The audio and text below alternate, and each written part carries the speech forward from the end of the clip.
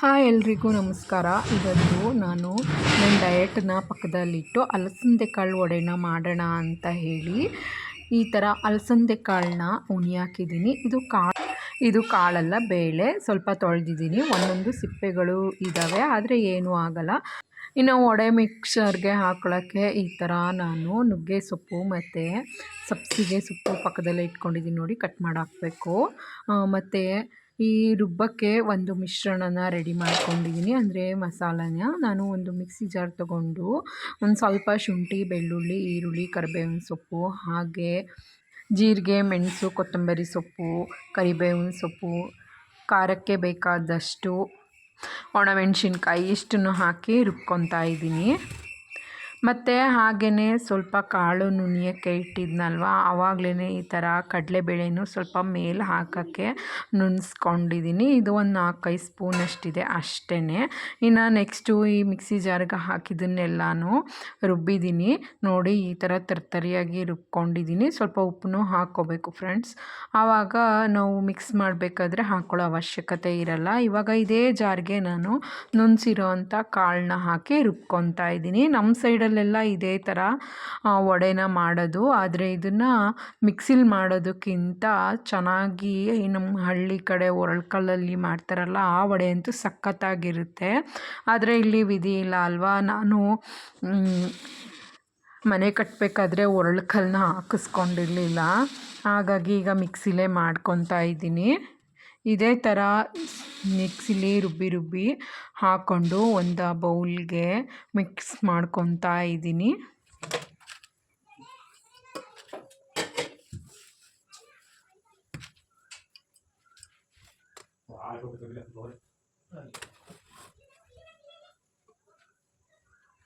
ಈ ಅಲಸಂದೆ ಕಾಳು ವಡೆಗೆ ಸಖತ್ ಟೇಸ್ಟ್ ಕೊಡೋ ಅಂಥದ್ದೇ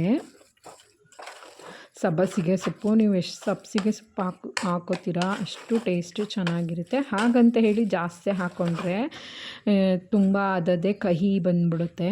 ಇನ್ನು ನೆಕ್ಸ್ಟು ನುಣಿಸಿದ್ನಲ್ಲ ಕಡಲೆಬೇಳೆ, ಅದನ್ನು ಈ ಥರ ಹಾಕ್ಕೊತಾ ಇದ್ದೀನಿ ಮೇಲೆ. ಗ್ಯಾಸ್ಟ್ರಿಕ್ ಇರೋರು ನೀವು ಸಬ್ಬಸಿಗೆ ಸೊಪ್ಪನ್ನ ಯೂಸ್ ಮಾಡಬೇಡಿ, ಹೆವಿ ಗ್ಯಾಸ್ಟ್ರಿಕ್ ಆಗಿ ತಿನ್ನೋಕ್ಕಾಗಲ್ಲ.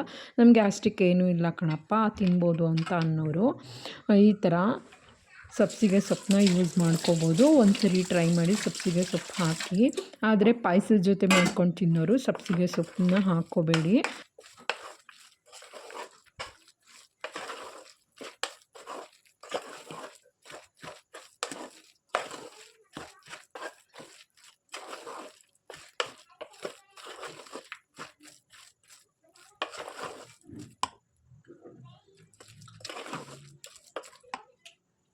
ನನಗೆ ಯಾಕೋ ಉಪ್ಪು ಇನ್ನೊಂದು ಸ್ವಲ್ಪ ಬೇಕು ಅನ್ನಿಸ್ತು, ಹಾಗಾಗಿ ಸ್ವಲ್ಪ ಉಪ್ಪನ್ನ ಆ್ಯಡ್ ಮಾಡ್ಕೊತಾ ಇದ್ದೀನಿ. ನಾನು ಮುಂಚೆನೇ ಖಾರ ರುಬ್ಬಬೇಕಾದ್ರೆ ಆ್ಯಡ್ ಮಾಡ್ಕೊಂಡಿದ್ದೆ. ಇದು ಫಸ್ಟು ಒಂದು ಸರಿ ಖಾರನ ರುಬ್ಕೊಬಿಡ್ಬೇಕು. ನೆಕ್ಸ್ಟು ಈ ಥರ ಬೇಳೆನ ರುಬ್ಬಿ ಹಾಕ್ಕೊಂಡು ಟೋಟಲಾಗಿ ಈ ಥರ ಮಿಕ್ಸ್ ಮಾಡ್ಕೊಬಿಡ್ಬೇಕು. ಜಾಸ್ತಿ ಮಿಕ್ಸ್ ಮಾಡ್ಕೊಬಿಟ್ರೆ ಫ್ರೆಂಡ್ಸ್ ಈರುಳ್ಳಿ ನೀರೆಲ್ಲ ಬಿಟ್ಕೊಬಿಟ್ಟು ತೆಳ್ಳಗಾಗ್ಬಿಡುತ್ತೆ. ಈಗ ನೆಕ್ಸ್ಟು ಬನ್ನಿ ಕರಿಯೋಣ.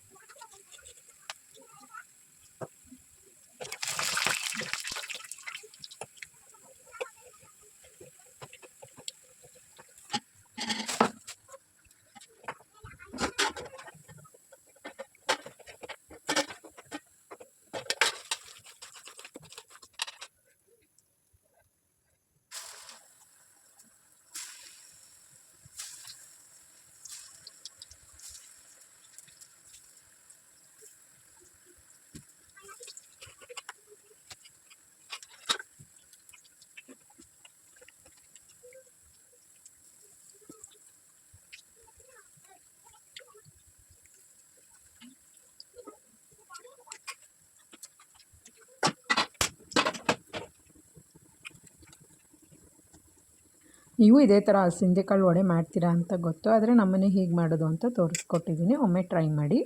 ನೆಕ್ಸ್ಟ್ ಸಿಗೋಣ. ಬಾಯ್.